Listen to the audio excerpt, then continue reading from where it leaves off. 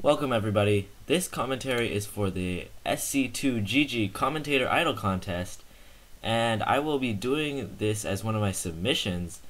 This is the STX Soul versus KTF Magicians Pro League match, and this happened a couple of weeks ago. This is the first set, Julyzerg versus Tempest, and I'm very excited for this game. Julyzerg, one of the best Zergs, and he used to be just unbeatable. Now he's considered one of the more old school players, but he's still very, very good, and he just recently won the MSL a couple of seasons ago.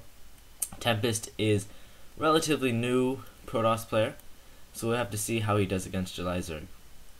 This map is Neo Harmony, and we can see fairly standard openings so far. I had to cut out the first minute in order to get this under 11 minutes, so sorry about that. But you can see there's no cheesing or no proxies or anything, so it's all about the standard game anyways.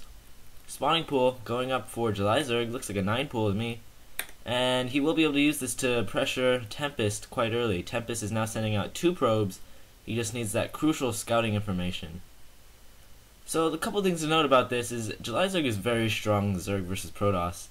In fact, he's beaten Tempest before on Andromeda, and his overall ZVP record, or his percent, is about 69%, so he's very strong. On the other hand, Tempest has played relatively few games, and he's only standing at 45% in winning for PVZ. Julyzerg now taking his expansion, and Tempest is forced to throw down 2 cannons first because of the 9 pool. 9 pool is actually quite a good build, and it's not been used as much as of late. It used to be one of the most popular builds. It's very nice because it forces your opponent to get those 2 cannons before a nexus, whereas any other build will usually force them, or will usually allow them to get a very quick nexus. 2 cannons going to warp in time. And Julyzerg is also going to try and focus on picking off that scouting probe. One Zergling comes in, sees that the cannons are just about to finish morphing, or warping in, and he is going to back away. What's really nice about an early pool is that you can stop the scouting of an enemy. So he can use these Zerglings and just be able to get that probe killed and leave the Protoss in the dark. Julyzerg is now taking his 3rd base, and he is doing the very, very standard Zerg build as of late. It's a Neo Sauron build, where you get a 12 hat, 11 pool, 13 hat, and then 12 gas right after the hatchery is placed. Of course, Julyzerg did do a 9 pool first though. Gateway is now going down for Tempest. He's also getting his assimilator, so he's playing pretty standardly too. And these Zerglings are trying to pick off this probe, but Tempest is doing a pretty good job of keeping this alive.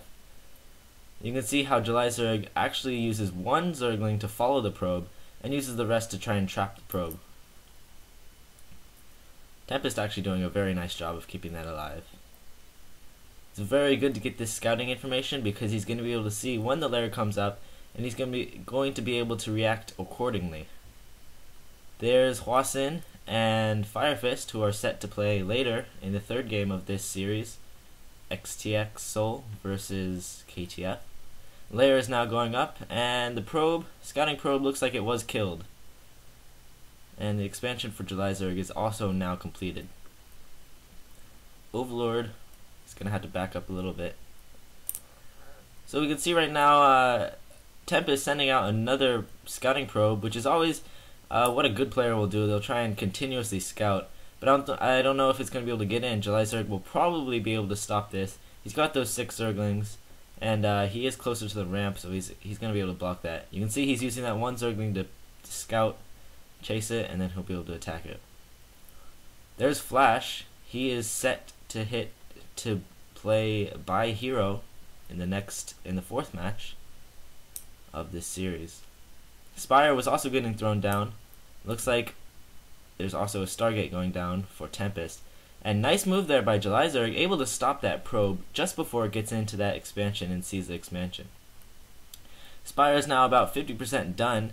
Fourth hatchery is also on the way for Julyzerg. Very, very standard from Tempest so far.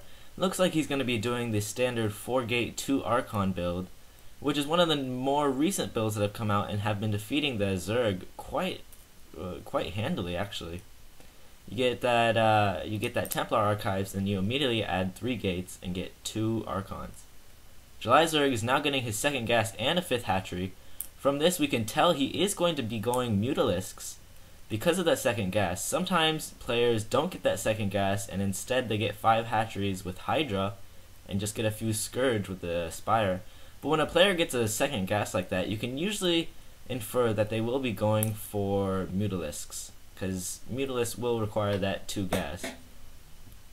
So now the Scouting Corsair is now out. Its goal is going to be able to see. Its goal is to see if that second gas is up or not. If he sees that second gas, he will probably know that there's Mutalisks and be able to get prepared with cannons. But Scourge are out, so he's going to have to watch out. Looks like he will be fine though. Julyzerg actually has 3 gases too. Oh no, he's going to run. Oh no. For some reason that stupid Scourge did not hit that Corsair. But looks like that Corsair actually did see the second gas. So Tempest should be able to prepare, even though he's not sure it's Mutalisks. He should be able to prepare by getting at least 2 cannons at both of his mineral lines. That's how he should be able to prepare for this. Now Templar Archives is up, and Julyzerg are getting a sunken at every base. Mutalisks are out. You can see them right there. And Dark Templar are also out. So this is actually a variation of the 4-gate 2 Archon. Tempest is actually going to try and get some harassing in and do some economic damage before he pushes out with a lot of Zealots and Archons. And basically it's the same build though. And those Dark Templars will spot those Mutalisks coming on the way. These cannons are not yet warped in, so Tempest is actually in a pretty bad situation. Dark Templars are going to push in. Looks like one of them goes down, but the other one is going to be able to get in. The Zerglings are not going to be able to block Templar with 50 damage. Templar is now going to come in. It's going to be pretty hard for Julyzerg to defend against that. But Mutalisks are also coming in. 2 Corsairs for Tempest. Tempest is going to get hit by one of those Scourge. And no cannons left for Tempest. Tempest loses his Dark Templar due to excellent drone stacking by Julyzerg. And now Tempest has a completely undefended main. You can see his coach is not looking too happy about this. These Mutalisks are now going to be able to reign free over this base. And Archon is out, but it's not going to do much because Julyzerg has basically one of the best Mutalisk micro in the world. 2 Templar are out, but since he's doing the 4-gate 2 Archon build, he is not going to have Storm upgraded, so he's forced to make that into an Archon, which is probably not going to help him as much, because he's not going to be able to get those Archons to hit these Mutalisks.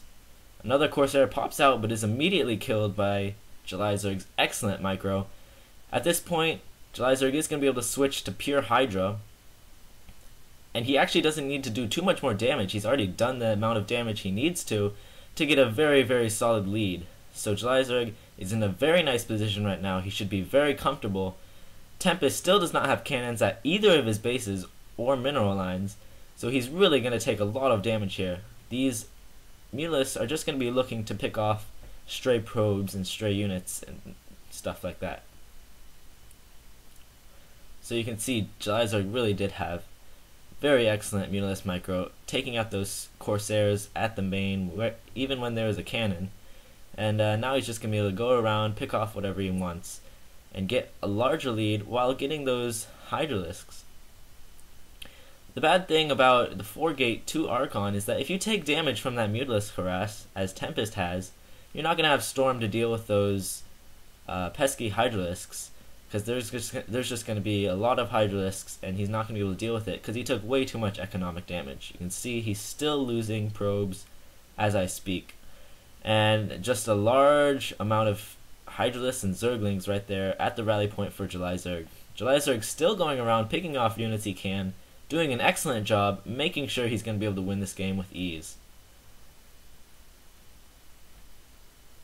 Neo Harmony is actually looks like a very nice map. It's very aesthetically pleasing, but it hasn't been played too much. It seems balanced, but so far the statistics do seem to show a favor towards Zerg in the Zerg vs Protoss matchup.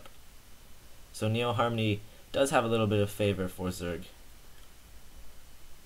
Now there's just a lot of units, and he's going to be able to push right now. Going to be able to kill Tempest right now. This should be able to kill Tempest. And Zealots are not going to be able to deal with this many Hydras. Just, wow, streams of Hydras coming in.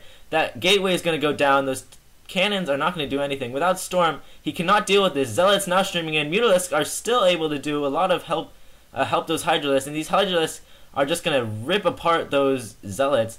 And those Archons are going to soak up a lot of damage, but they're just going to pop like balloons. Hydralisks just do way too much damage to Archons. And this is GG.